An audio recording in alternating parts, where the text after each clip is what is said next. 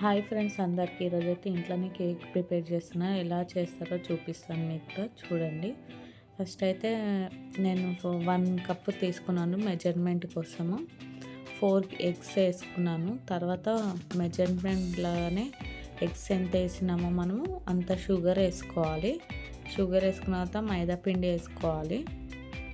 ఆ కొలత బట్టే వేసుకోవాలన్నీ.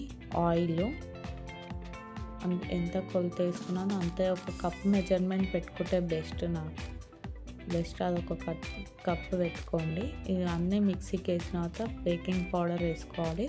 ఎసెన్స్ మీ ఇష్టము. 1 స్పూన్ ఫ్లేవర్ కోసం ఎంతనే వేసుకోండి. 1 స్పూన్ వేసుకుంటే బెటర్. వేసుకున్న తర్వాత మిక్సీ పట్టేసుకోవాలి. మంచిగా క్రీమ్గా రావాలి. కొంచెం పాలు వేసి పట్టుకోండి, మంచిగా వస్తుంది. ఇంట్లో అయితే ఇట్లా చేస్తూనే ఉంటారు నార్మల్గా కేక్. అది క్రీమ్ తెచ్చి అది చేయాలంటే నాకు పెద్ద ప్రాసెస్ అనిపిస్తుంది అది. అందుకే అలా అయితే చెయ్యను, ఇలానే చేస్తే ఎప్పుడైనా. దాన్ని ఆయిల్ రాసేసి గిన్నెకి అట్లానే ప్రిపేర్ చేసేయాలి. చూడండి ఎలా చేస్తున్నాను చూడండి. దాన్ని చేసే కేక్ బ్యాటర్ అంతా వేసేయాలి. ఇంకా గిన్నెలో పిండి వేసేసి కేక్ బ్యాటర్ మొత్తం వేసేయాలి గిన్నెలో. మంచిగా ఫ్లఫీగా మంచిగా వస్తుంది కేక్ అయితే.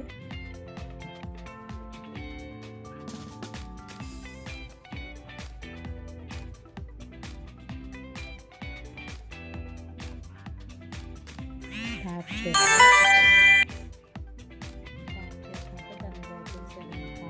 అందుకే ట్యాప్ చేసేయాలి.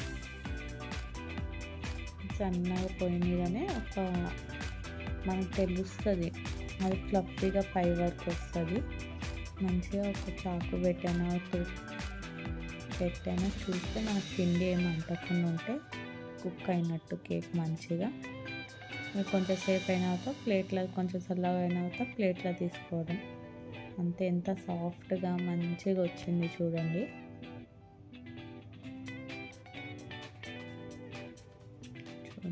చూపిస్తాను.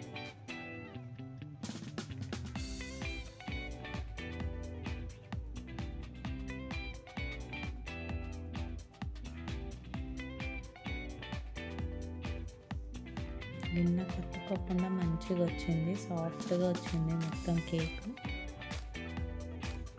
దాని మీద క్రీమ్ వేసైనా పెట్టుకోవచ్చు. చాక్లెట్ క్రీమ్ ఉంటుంది కదా, చాక్లెట్ మెల్ట్ చేసి దాని మీద పెట్టచ్చు. కానీ నేను అట్లా ఏం పెడతలే, పిల్లలకి అయితే ఇట్లానే నచ్చుతుంది మా పిల్లలకి, అందుకే అట్లానే చేసేసాను.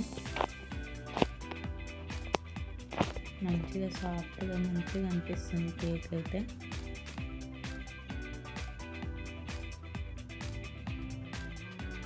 పిల్లలు అయితే స్కూల్కి వెళ్ళారు, వచ్చిన తర్వాత వేస్తే మంచిగా ఎంజాయ్ చేసుకుంటా తిన్నారు వాళ్ళు.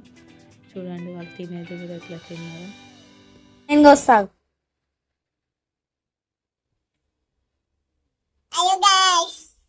Hello guys. Yes. అనుకుంటున్నాయా? ఇదండి guys.